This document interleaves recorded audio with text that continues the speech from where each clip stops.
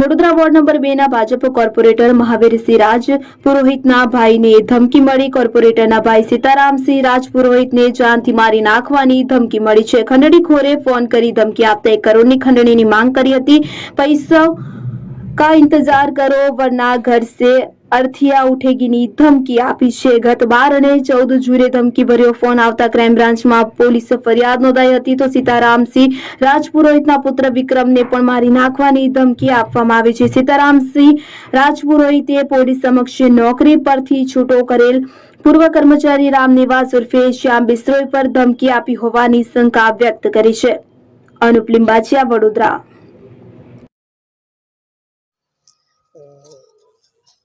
આપને જે ફોન આવ્યો હતો ક્યારે ફોન આવ્યો હતો અને શું ફોન આવ્યો હતો? 12 તારીખે ફોન આવ્યો હતો। પૈસાની માંગણી કરી છે। પૈસા ના આપો તો કામ તમામ કરી દેશું। અને પછી ટેક્સ્ટ મેસેજ આવ્યો હતો 12 તારીખે। શું હતું? શું ધમકી આપી તમને?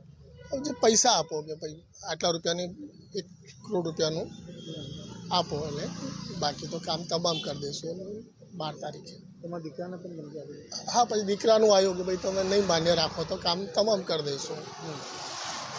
કોના પર શંકા જેવું છે? કોઈ શંકા જેવું તો હવે કંઈ છે નહીં। હવે તો એ તો ક્રાઇમ બ્રાન્ચનું સાહેબનું કામ છે। જે શંકા હોય શોધશે એ લોકો। તો ક્રાઇમ બ્રાન્ચ આપણી પાવરફુલ છે એટલે ઓટોમેટિક શોધશે તો